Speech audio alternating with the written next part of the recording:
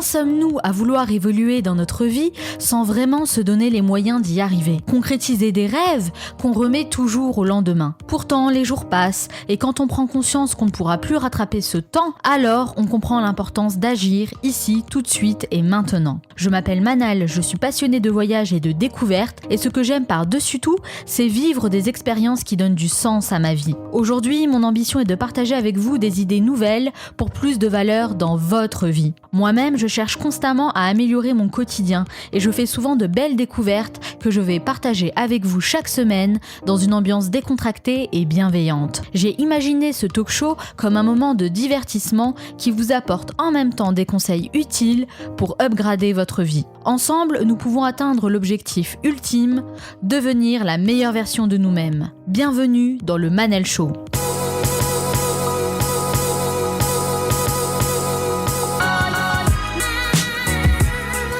Le Manal Show, c'est votre capsule inspirante pour devenir la meilleure version de vous-même. Chaque semaine, je reçois des invités aux horizons différents et aux parcours inspirants qui partagent leurs conseils et leurs expériences. En plus du podcast, je vous envoie du contenu exclusif par mail, mes meilleures découvertes que je souhaite partager avec vous, et pour les recevoir, il vous suffit de vous abonner directement à ma newsletter sur lemanalshow.com. Dans cet entretien, j'ai rencontré Cindy Trière, une talentueuse entrepreneur qui a réussi à dépasser ses propres limites pour construire un projet en adéquation avec ses aspirations. Elle a cherché sa voie pendant des années, mais s'est confrontée au monde impitoyable de l'entreprise, une période difficile durant laquelle sa volonté et sa motivation ont été mises à rude épreuve. Elle a néanmoins su reprendre sa vie en main et elle nous prouve aujourd'hui que derrière chaque mal se trouve en réalité un bien. Et comme Michael Jordan a dit, certains veulent que ça arrive, d'autres aimeraient que ça arrive et quelques-uns font que ça arrive. Cette émission dure 50 minutes et pas une de plus, alors soyez attentifs, faites partie de ceux qui font que ça arrive, passez à l'action. Tout plaquer pour changer de vie et recommencer à zéro, c'est le défi qu'elle s'est lancé en quittant son poste confortable de salarié après 10 années de bons et loyaux services pour s'investir pleinement dans une nouvelle aventure en adéquation avec ses aspirations. C'est avec beaucoup d'audace et d'enthousiasme qu'elle sort des sentiers battus pour expérimenter de nouvelles choses et apprendre de ses propres expériences. Et c'est à force de persévérance qu'elle est parvenue à développer une entreprise à fort potentiel et semble s'épanouir pleinement dans ce qu'elle entreprend. Aujourd'hui formatrice et conférencière en communication managériale, elle maîtrise plusieurs domaines, tels que la sociologie et le management, mais elle développe d'autres compétences par le biais de la lecture, des livres qui l'ont poussée à remettre en question ses propres habitudes et à se poser cette question: et si la réussite dépendait uniquement de nous ? Une réflexion qu'elle partage dans son dernier livre, La nouvelle vision du succès, comment décider de sa réussite. Elle est basée à Cologne, un petit village situé près de Toulouse, et a accepté de faire le déplacement jusqu'à Paris pour répondre à mes questions. Cindy Trière, bonjour. Bonjour Manal. Merci d'avoir accepté mon invitation. Avec un immense plaisir. Alors Cindy, pourquoi vous faites ce que vous faites aujourd'hui ? Je fais ce que je fais aujourd'hui parce que lorsque je me lève le matin, j'ai le besoin de savoir que ce que je vais faire, ça a du sens. Que ce que j'entreprends, ça peut permettre à des personnes qui sont en conviction, qui sont en souhait de sortir de leur zone de confort, de pouvoir aller plus loin, de pouvoir porter plus haut leurs objectifs et leurs aspirations. Et c'est quelque chose qui m'émeut, qui me pousse dans mes retranchements et qui me donne l'envie de toujours donner le meilleur de moi-même. Et c'est la raison pour laquelle je déploie autant d'énergie pour essayer d'être à la hauteur de la confiance que l'on m'accorde au quotidien. Ça a un fort pourquoi, en tout cas, ça tombe bien. Ici, dans le Manal Show, on essaye de devenir la meilleure version de nous-mêmes. Donc, vous voyez, ça tombe bien. Vous venez de publier un livre qui s'appelle « La nouvelle vision du succès. Comment décider de sa réussite ?» Vous, Cindy, quelle est votre définition du succès ?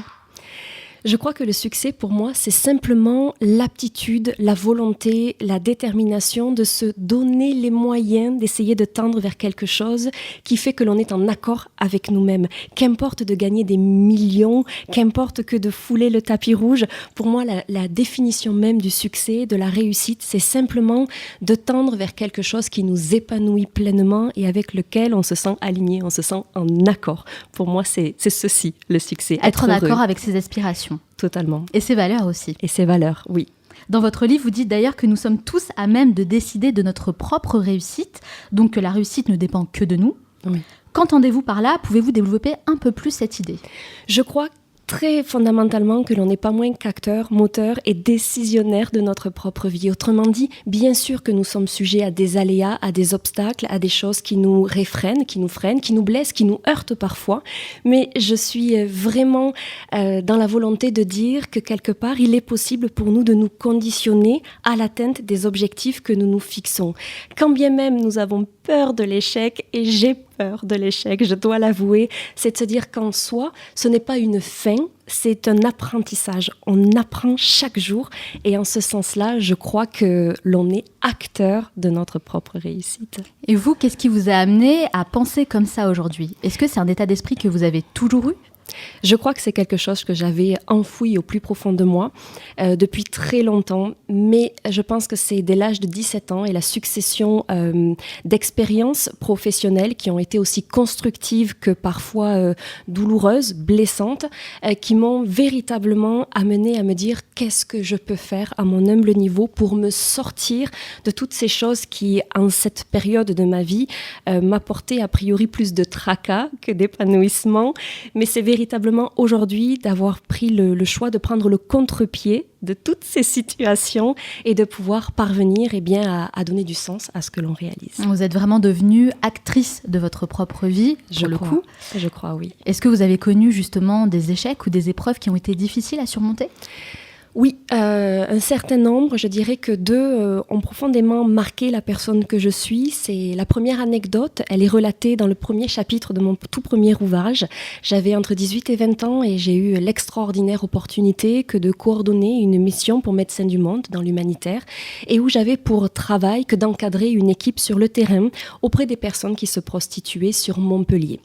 Et je connaissais tout de l'histoire, du parcours de vie des personnes que je côtoyais pour essayer de les aider à prendre soin de leur santé, sans jugement de valeur quel qu'il soit, jusqu'au jour où, alors qu'il m'était donné la possibilité de monter en compétence dans le cadre de cette magnifique association, que de perdre 5 filles sur le terrain en 5 nuits.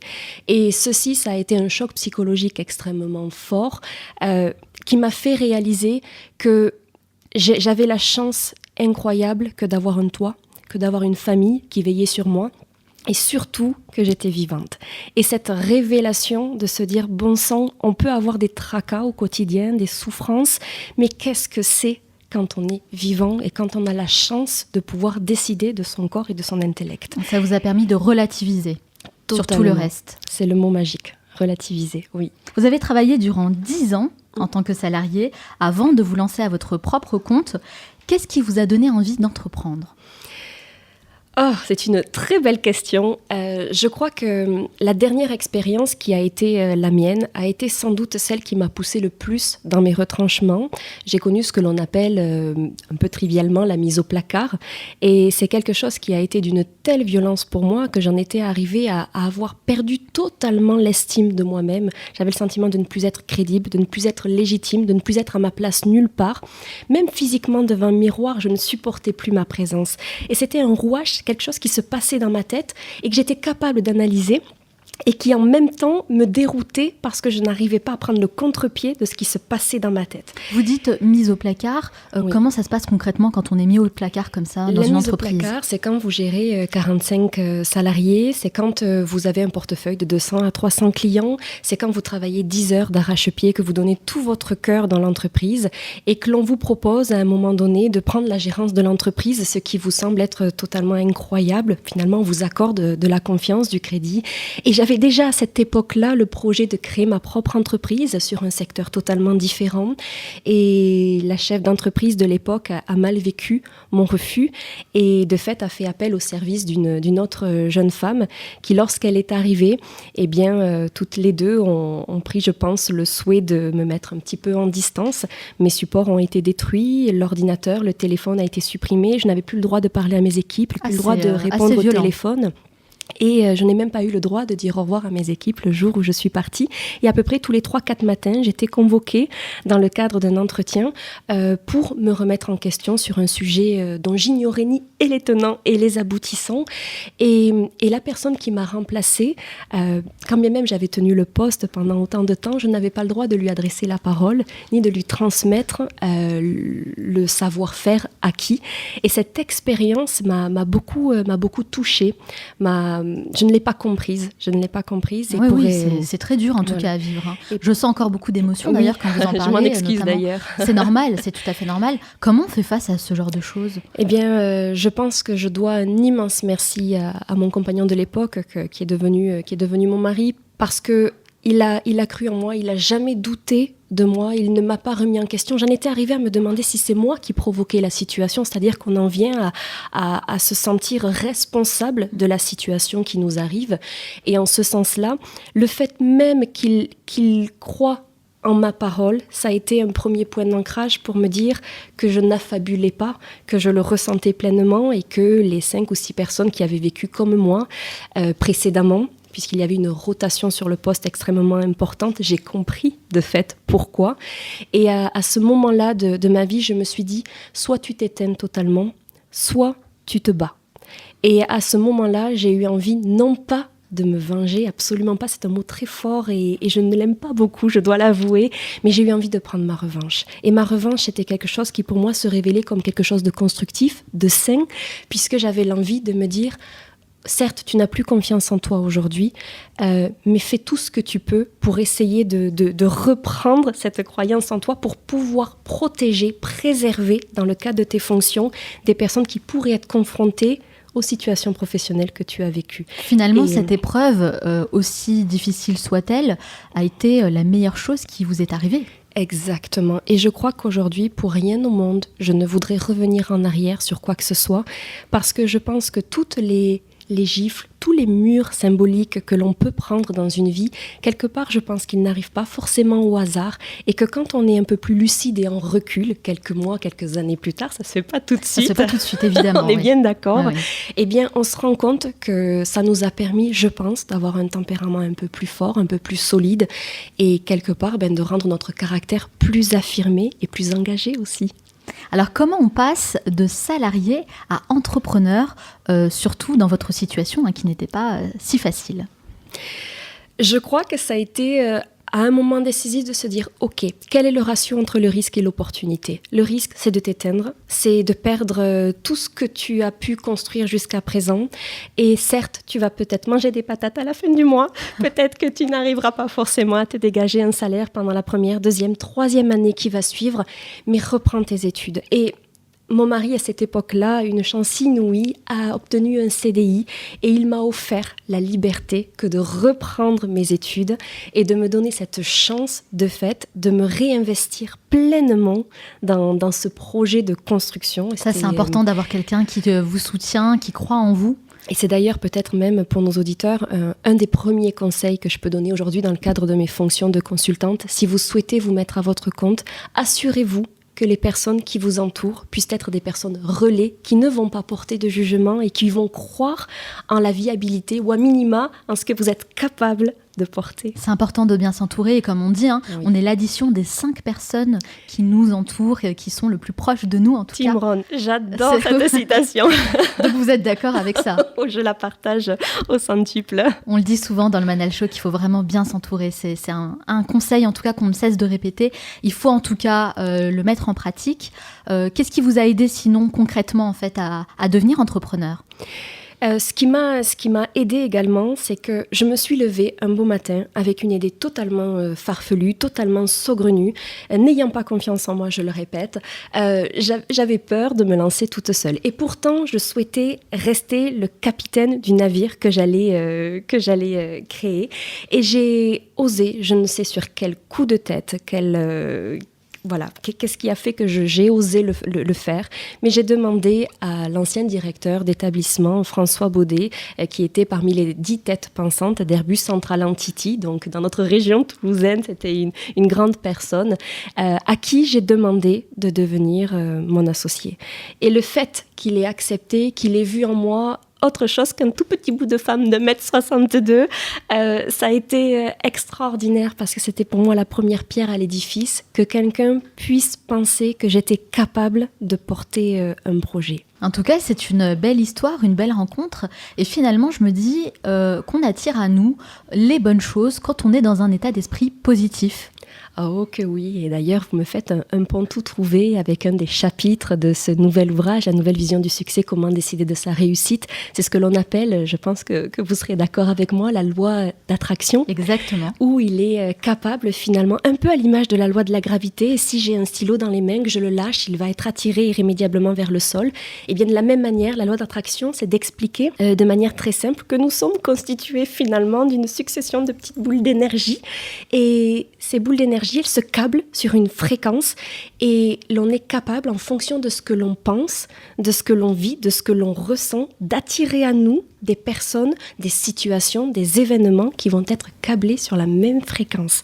Et de fait, je crois que quand on espère très fort quelque chose, eh bien, il est fort probable que cette situation se décante dans le temps et qu'on nous offre l'opportunité de rencontrer cette personne ou cette situation. Tout à fait. La loi de l'attraction, c'est vraiment un principe qui est fascinant, passionnant, mais pas que. Il y a aussi les affirmations dans votre livre. Oui. Vous parlez des affirmations positives.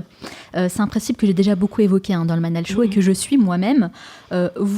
Comment vous utilisez les affirmations ? Est-ce que vous pouvez me donner quelques exemples ? Alors, la première des choses, c'est d'apprendre à essayer de ne plus construire nos phrases sur du négatif. Le cerveau ne comprend pas le ne pas ou le ne plus. De fait, il entend uniquement les derniers mots que l'on a formulés. Si je dis « je ne veux plus de factures », j'en ai assez de payer ces factures, eh bien, un peu à l'image d'un écho, ce qui sera retenu, c'est le mot « facture ». Facture. Facture. Finalement, qu'est-ce qui va se passer ? On va avoir plus de factures. On va avoir plus de factures parce que la loi d'attraction, finalement, elle part du postulat selon lequel il n'y a pas de choses positives ou négatives.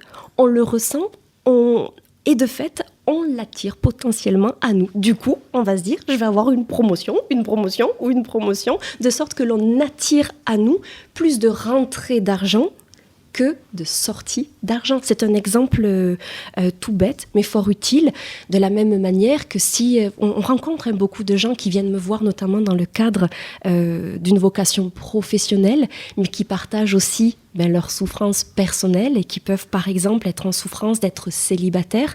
Eh bien, au lieu de dire « j'en ai assez d'être célibataire », eh bien, je peux le formuler différemment en disant « j'aspire à retrouver un amoureux ou un compagnon ». Donc toujours être dans le positif et dans l'affirmation. Et oui, parce que le cerveau, c'est à la fois notre meilleur allié et notre pire ennemi. Il est capable d'interpréter comme une vérité absolue ce qu'on lui raconte. De fait, apprenons à lui parler en des termes qui peuvent nous protéger, nous préserver et nous tirer vers le haut. Le fait d'utiliser aujourd'hui ces affirmations positives, est-ce que vous avez constaté de véritables résultats dans votre vie ? Je crois que pour toutes les personnes qui me connaissent, qui m'accordent leur confiance, qui me suivent depuis les débuts, je pense qu'ils seront même en possibilité de faire le lien avec tout ce qui s'est passé ces dernières années. Les opportunités qui ont été créées, la confiance que l'on m'a accordée, ne serait-ce que votre appel, dont je vous remercie.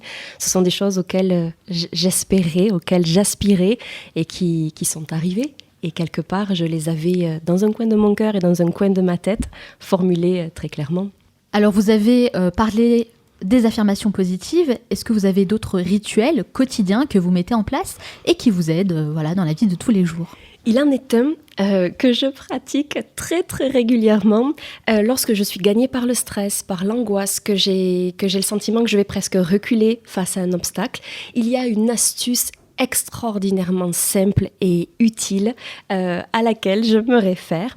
Eh bien, par exemple, le matin, quand vous vous levez, Manal, que vous doutez d'arriver à faire ce sur quoi vous vous êtes embarqué, eh bien, pendant que vous vous brossez les dents, je vous invite à faire la technique de Superman. La technique de Superman, c'est tout simplement quand vous visualisez une image de Superman, il a une posture un petit peu particulière, il a les poings sur les hanches, il a le buste qui est relevé, il a les pieds qui sont très clairement ancrés sur le sol. Eh bien, il faut savoir qu'une chercheuse en psychologie américaine qui s'appelle Amy Cuddy a fait une étude scientifique, certes peu glamour, je vous l'accorde, mais tellement utile, où elle a demandé à un panel d'individus de mimer pendant 2 minutes consécutives le fait de marcher dans l'espace en ayant le menton relevé et en étant vraiment en posture de puissance, comme l'on dit. Même lorsque vous êtes assis, c'est de pouvoir se tenir avec une posture où vous avez le sentiment que le monde vous appartient. Eh bien, elle a mis un petit coton-tige en suivant dans la bouche de ses acolytes et elle a fait un extrait de ce qui en rejaillissait. De la même manière, en suivant dans les 2 minutes qui ont suivi, elle leur a dit « S'il vous plaît, mimez-moi maintenant une posture d'impuissance ». Les gens se sont mis à marcher comme s'ils portaient sur leurs épaules toute la misère du monde. Ils se sont assis un peu comme s'ils étaient avachis. Elle leur a recollé un coton-tige dans la bouche et elle a fait une nouvelle analyse. Et qu'est-ce qu'elle a mis en exergue ? Que lorsque l'on se positionne sur la posture de Superman, pas plus de 2 minutes, mais juste 2 minutes, eh bien on augmente le taux de testostérone de 20%. La testostérone qui est l'hormone de la confiance en soi et diminue au prorata de 15% le taux de cortisol. Le taux de cortisol, c'est donc l'hormone du stress. Et lorsque l'on reste avachi, lorsque l'on a le sentiment d'être victime, de se laisser porter par les événements, eh bien de fait, on augmente de 15% le taux de cortisol, donc on augmente le stress et on diminue le taux de testostérone. Donc il y a un lien direct avec notre posture. Exactement, ça veut dire que quand l'on a peur, que l'on est face à un examen, un entretien d'embauche, une situation qui nous met en délicatesse, pensez, tant pis, on a l'air un peu idiot l'espace de 2 minutes, mais on cède. On cède parce que hormonalement, on communique à notre corps que l'on est capable de lui insuffler quelque chose de positif. C'est scientifique, c'est prouvé. Il faut le faire, il faut le tester. Mais c'est vrai, ça aussi, c'est quelque chose que j'ai pu remarquer à titre personnel et dont j'ai déjà parlé également. Le fait de prendre la posture, par exemple, d'un gagnant, vraiment, eh bien, ça aide à développer un état d'esprit de combattant, vraiment. On se met dans la posture de quelqu'un qui en veut, quelqu'un qui va de l'avant, et ça aide énormément pour les actions concrètes qu'on va mettre en place. Je le partage véritablement de tout mon cœur, ce que vous venez de dire. Regardons par exemple les sportifs, lorsqu'ils franchissent la ligne d'arrivée, qu'ils sont heureux et satisfaits de la prestation qu'ils ont faite, ils arrivent et ils lèvent les bras. Lorsque l'on lève les bras vers le haut, eh bien là encore, on participe de renforcer l'ADN. On sait aujourd'hui qu'on peut se préserver d'un certain nombre de maladies simplement en communiquant à notre corps des sentiments positifs. Et ne serait-ce que lever les bras quand on va à un concert, qu'on tape dans nos mains, ce côté jovial participe de renforcer nos défenses pas humanitaires, non, mais immunitaires, pardon. C'est un lapsus un peu révélateur, c'est aussi bon pour l'humanité, c'est clair. Mais c'est vrai, on le remarque aussi avec Usain Bolt, par exemple, quand il gagne, Usain Bolt qui disait, avant même de commencer la course, dans ma tête, je m'imaginais déjà gagner cette course. J'étais déjà dans cet état d'esprit de champion. Et ensuite, il entame la course. Donc, il est déjà dans cet état d'esprit positif qui l'aide finalement à devenir le champion. C'est extraordinaire ce que vous dites. C'est ce qui relève de la visualisation. Tout à fait. On peut tout à fait visualiser. Alors, bien sûr, quand on dit visualiser, c'est qu'on s'imagine, ça n'existe pas encore. Donc, c'est fictif. Mais ce fictif, on le conditionne comme une réalité pour notre cerveau. Et ça, c'est extraordinaire. Vous utilisez, vous, ce principe de visualisation ? Je l'écris également dans un des chapitres de l'ouvrage où je parle du cadre de visualisation. Et j'en ai un dans ma salle de bain où je colle finalement des petites images, des représentations, des citations, des objectifs que je souhaite atteindre. Et je les regarde avec le sourire parce que ça m'évoque quelque chose de positif. Et je me dis, tiens, un jour, tu arriveras à cela. Et ne serait-ce que de se le dire, quand bien même j'ignore absolument si j'y arriverai, mais je me laisse une opportunité de le concevoir comme quelque chose de faisable. Parce que finalement, le cerveau ne fait pas la différence entre ce qui est réel et ce qui est fictif. C'est Exactement. À nous de lui donner le bon message. Tout à fait. Il s'agit de trouver les bons mots pour l'amener dans la ligne de conduite dans laquelle on espère qu'il va savoir se rendre. Alors tous ces principes, ces rituels, visualisation, affirmation positive, ce sont de très bons principes, mais j'ai pour habitude de dire qu'ils n'ont de l'impact que si l'on agit aussi concrètement en parallèle. Il ne suffit pas simplement de faire de l'affirmation et de la visualisation et puis d'espérer voir les choses arriver. Il faut aussi agir concrètement. Vous, Cindy, comment vous organisez vos journées pour être plus productive ? Alors, l'un des premiers conseils que je peux donner, c'est que c'est vrai que je suis quelqu'un d'un tempérament plutôt actif, donc mes journées sont souvent très longues et très chargées, mais j'ai appris une chose, et c'est un pourcentage qui peut-être aider de nombreux auditeurs. Lorsque je projette la journée qui va suivre, je ne réserve des créneaux qu'à hauteur de 70% du temps effectif où je vais travailler. Ce qui veut dire, c'est que je laisse de fait 30% de marge de manœuvre pour les aléas, pour les choses qui vont potentiellement me tomber sur le coin du nez et qui du coup ne vont pas me mettre dans une situation de rouge parce que j'ai anticipé sur ce contretemps. Donc en fait, vous planifiez un temps, on va dire latent, un point d'interrogation dans la journée qui vous permet d'avoir peut-être plus de temps pour vous adapter sur telle ou telle action. Tout à fait. Donc il y a moins de stress. Donc du coup, je limite mon stress et je reste en productivité parce qu'on sait que le temps de concentration, même si pour certains il peut être très important, il n'en demeure pas moins qu'il y a des moments où on fait des choses avec une concentration moindre parce qu'on arrive au bout de la journée ou parce qu'on est sur la digestion ou parce que c'est 11 heures et qu'on a faim.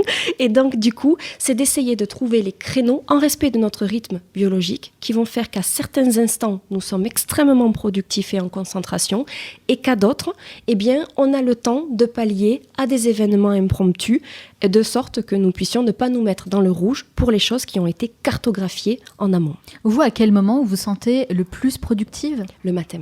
Le matin, vous vous réveillez tôt du coup ? Je me réveille tôt. Je me réveille tôt et d'ailleurs, pour avoir écouté l'une de vos capsules, le Miracle Morning par exemple, c'est vrai que je ne me lève pas 3 heures avant comme l'auteur. Comme Rama Blaoui qui se réveille à 5 heures du matin pour faire son Miracle Morning. J'ai un profond respect pour cette initiative. Je ne suis pas encore arrivée pour l'heure, mais je vais me lever facilement une demi-heure plus tôt.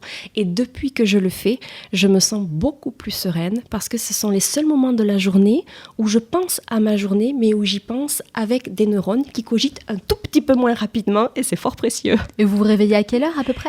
Alors, je ne me lève jamais à la même heure puisque je suis souvent sur les routes et que de fait, j'adapte mon réveil le soir en fonction de ce qui se passe le matin, mais régulièrement, je suis entre 6h30 et 7h15 au plus tard. Et globalement, comment vous organisez vos journées ? Quelles sont les actions que vous préférez faire le matin et celles que vous faites plutôt l'après-midi ? J'aime beaucoup former le matin. Lorsque je reçois des dirigeants à mon cabinet, j'aime beaucoup la matinée parce qu'on est encore dans une belle concentration, une belle réactivité, un beau travail d'équipe. Et j'aime bien le matin pouvoir effectivement transmettre au maximum le savoir et être dans l'échange avec les personnes que je rencontre. Et j'aime bien aussi dès le matin, s'il ne faut pas forcément le faire tout le temps, à voir, mais j'aime bien traiter ma boîte mail pour savoir ce qui va se passer dans le courant de la journée. D'accord. Et donc l'après-midi ? Alors l'après-midi, c'est très très variable en fonction des prestations qui sont les miennes. Mais bien souvent, je termine la journée en réalisant tout ce qui relève de la partie administrative, que j'aime un petit peu moins. Et donc du coup... C'est pareil pour moi. C'est marrant parce que toutes les personnes que je rencontre me disent ça. Il y a vraiment quelque chose à faire à ce niveau-là.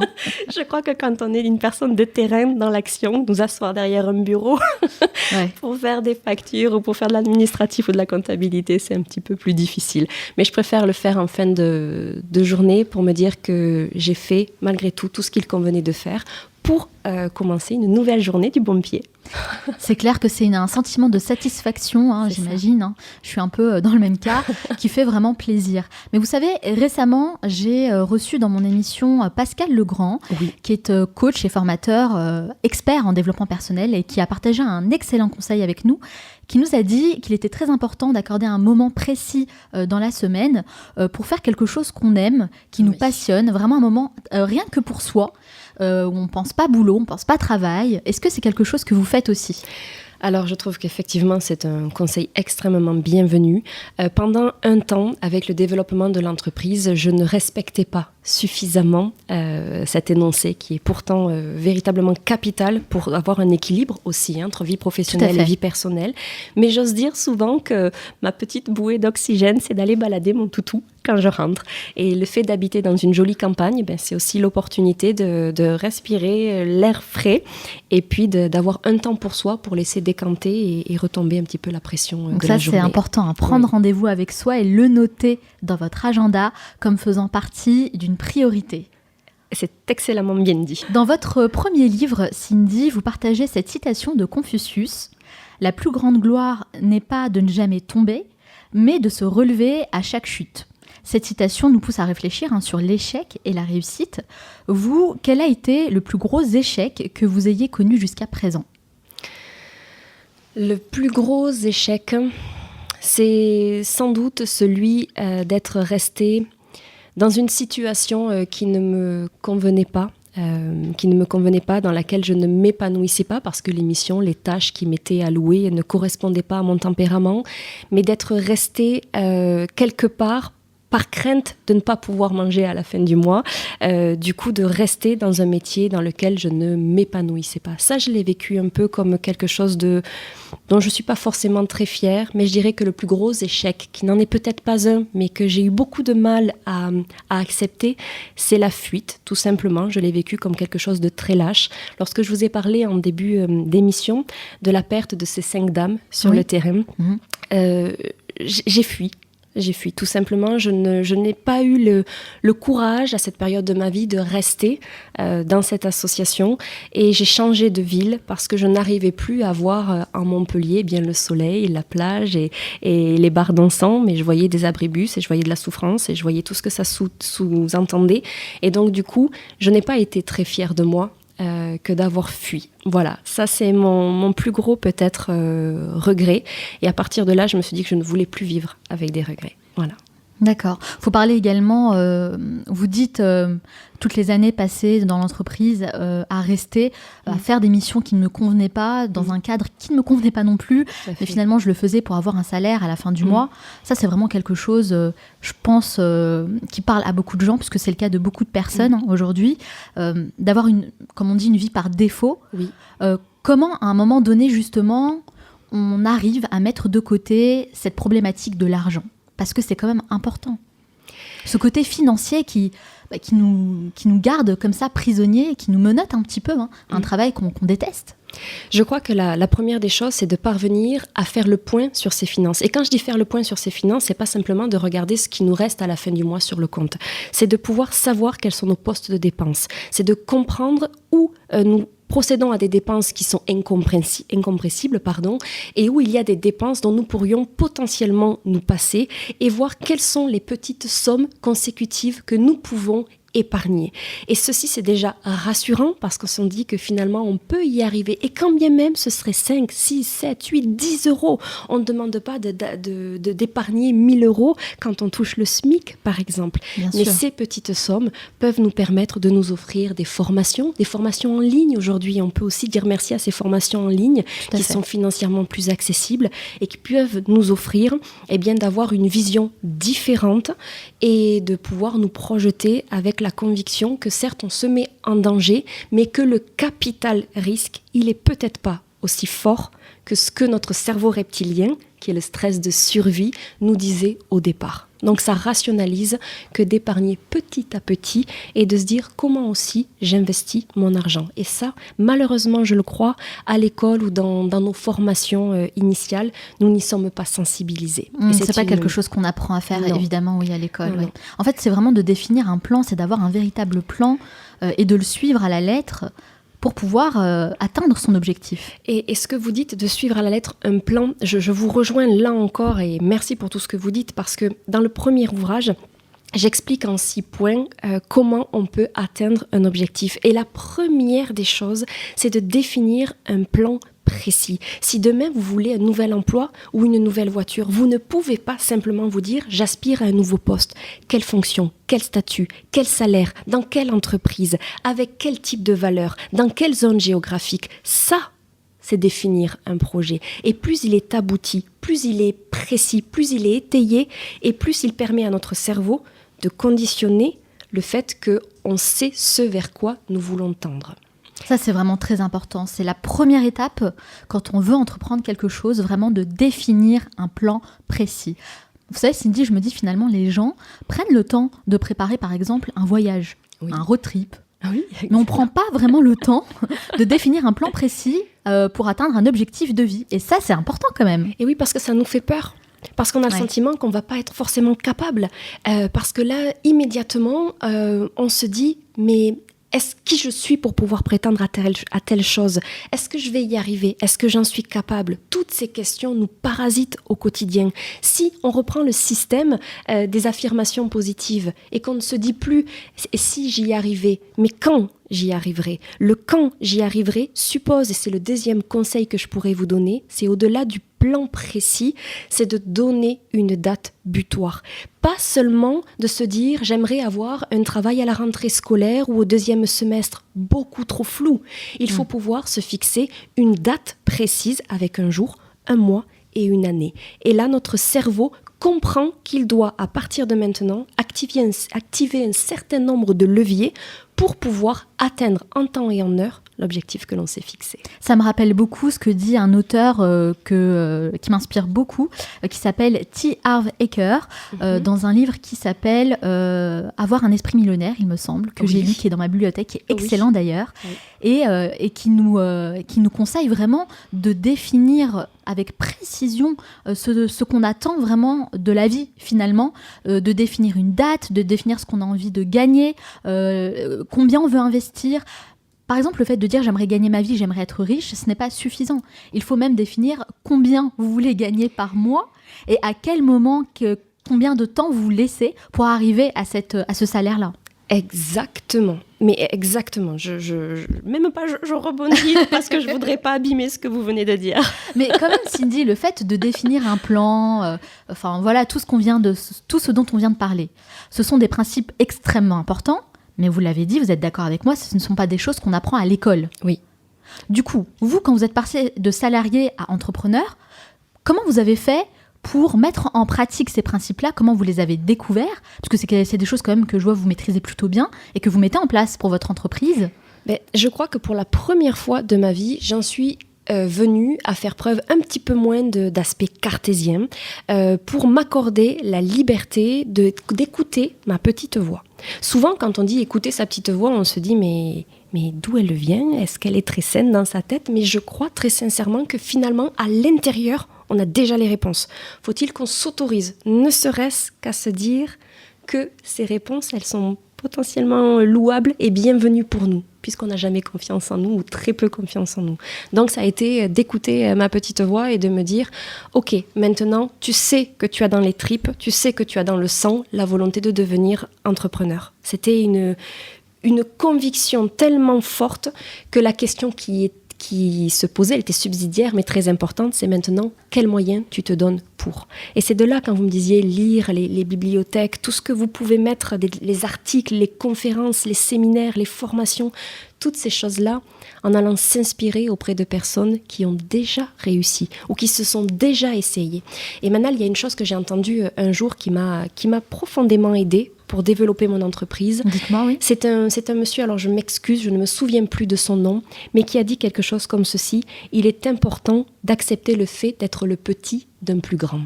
Et ça, j'ai trouvé ça magnifique, parce que ça voulait dire que quand bien même on se sent tout petit, le fait de côtoyer des gens qui se sont essayés, qui sont allés contre vent et marée, eh bien, on s'inspire. C'est une émulation positive. Et donc, moi qui étais plutôt pas timide, mais plutôt réservée, eh bien, j'ai osé me rendre dans des cocktails, dans des soirées où je ne connaissais personne, côtoyer des gens que j'avais en estime, quand bien même je me sentais toute petite.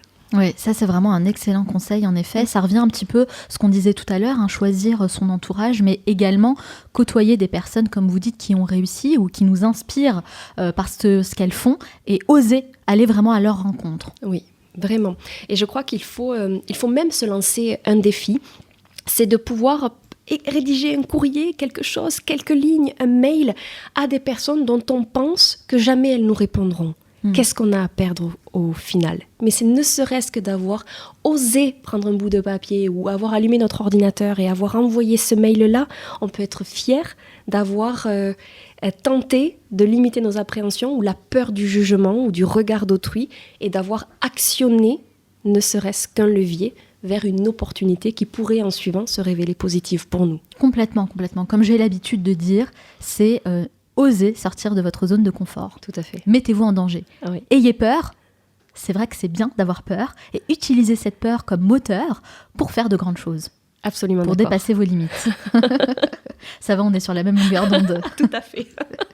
Oussama Ammar, qui est cofondateur de The Family, oppose le succès et le bonheur.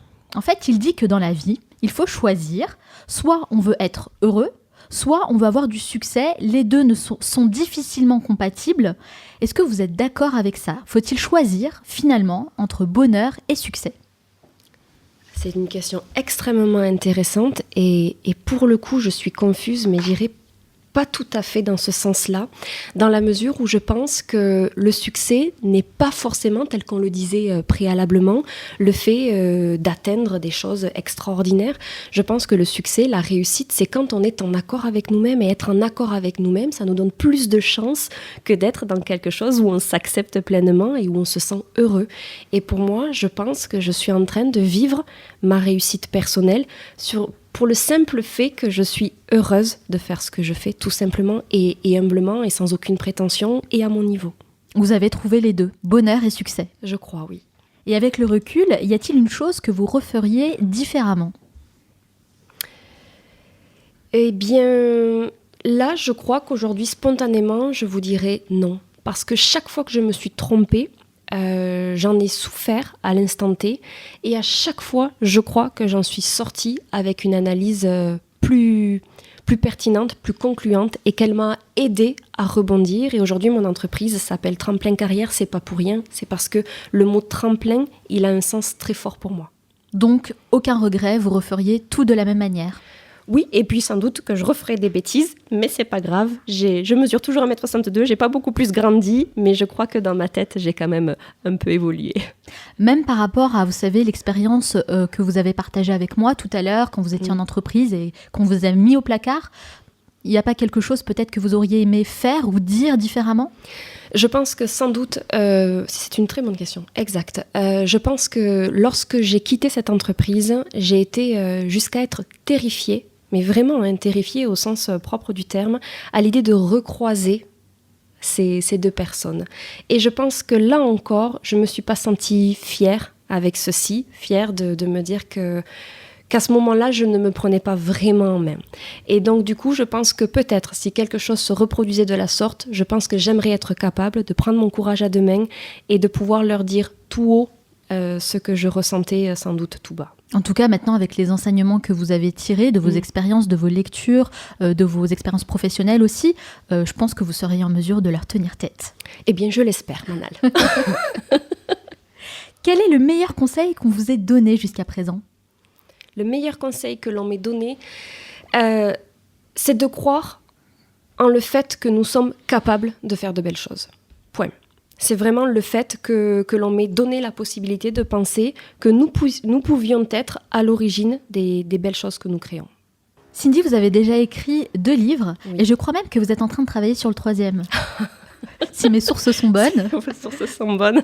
C'est effectivement un projet. L'écriture n'est pas encore lancée, mais c'est quelque chose qui me tiendrait vraiment à cœur que d'oser renouveler l'opération. Oui. Devenir une auteure reconnue, est-ce que cela fait partie de vos objectifs, des objectifs que vous êtes fixés ? C'est très dur à avouer, mais ça serait extrêmement important pour moi. Oui, l'écriture est quelque chose qui me porte, qui m'apaise, qui me tranquillise.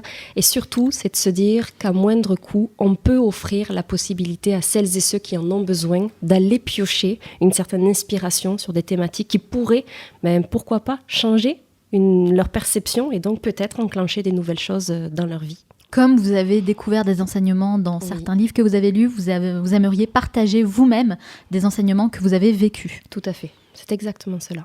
Est-ce que vous pouvez rappeler le titre des 2 livres ?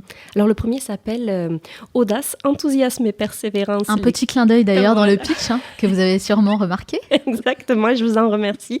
Les clés de la réussite. Et le second, la nouvelle vision du succès. Comment décider de sa réussite ? Vous voyez où dans 10 ou 15 ans ? C'est une question un peu difficile. Oh là là. Dans 10 ou 15 ans... Là, c'est quelque chose de très intime, mais ça reste professionnel, mais j'aimerais beaucoup de tout mon cœur avoir l'opportunité de réaliser des séminaires et d'être une conférencière reconnue, d'avoir la chance de pouvoir partager avec les gens qui le souhaitent tout ce que je suis, mais surtout tout ce que je peux essayer à mon humble niveau d'apporter aux personnes qui en ont la volonté. Donc être conférencière et de pouvoir continuer à écrire seraient des choses qui... Oh, je ne vais pas dormir ce soir, Manal, vous allez me faire réfléchir. Bon, en tout cas, vous êtes sur la bonne voie. On s'essaye. N'est-ce pas ? Moi, je vous le souhaite en tout cas. Je vous remercie beaucoup. Et je viendrai assister à vos conférences avec plaisir. Ah, j'en serais honorée. Vous parlez de succès et de réussite dans votre livre. Quels seraient vos 3 meilleurs conseils pour réussir dans tout ce qu'on entreprend ? La première des choses, nous l'avons dit, mais c'est véritablement pour moi la clé d'entrée.